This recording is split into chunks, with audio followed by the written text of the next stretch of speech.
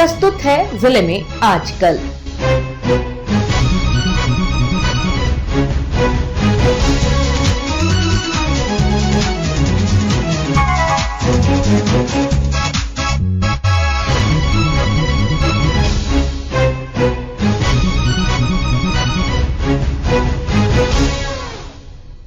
इस अंक में आप सुनेंगे गुमला जिले की ताजा गतिविधियों पर हमारे संवाददाता की रिपोर्ट। रिपोर्ट के साथ हमारे गुमला संवाददाता।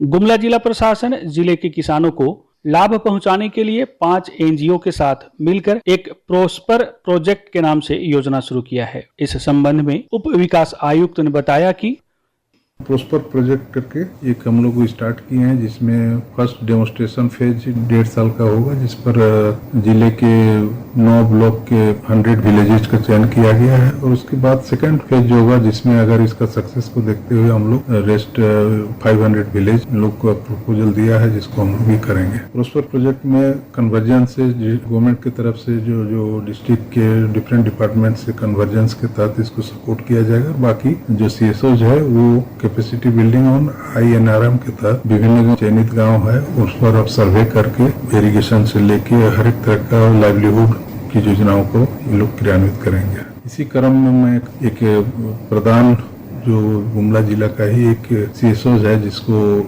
इसमें 75 विलेज में करने का काम को दिया गया है। इसी के क्रम में मैं घाघरा प्रखंड के चिंगरी पंचायत अंतर्गत एक बुरजू ग्राम है, बुरजू ग्राम का विजिट किया था। बुरजू ग्राम में एक बहुत ही अच्छा प्रोजेक्ट प्रधान के द्वारा स्टार्ट किया गया है, जिसमें सोलर लिफ्ट इरिगेशन, जो एक लूज बोल्डर स्ट्रक्चर था, उसी से पानी लेके और एक करीब 50 एकड़ कमांड एरिया में एक सोलर बेस्ड इरिगेशन के तहत पाइपलाइन खेतों में लगाया गया है। उसमें 5 HP का एक मोटर का इनॉग्रेशन मेरे द्वारा कराया गया। ये अगर जो पानी का दिक्कत के चलते इरिगेटेड लैंड होने के बावजूद भी खेती नहीं कर पा रहे थे, तो इसको लगने के बाद सभी किसान वहाँ के काफी खुश हैं और उनके द्वारा कहा गया कि अब हम लोग यहाँ पर साल भर खेती करेंगे। इसी तरह से सभी ब्लॉक्स के जो गांव चयनित किया गया, उसमें सर्वे का काम अभी उनके द्वारा किया जा रहा है। सर्वे करके इसमें इसी तरह का प्रोजेक्ट लाके उन गाँव को डेवलप हर स्तर पर डेवलप किया जाएगा। क्योंकि गुमला जिला बहुत ही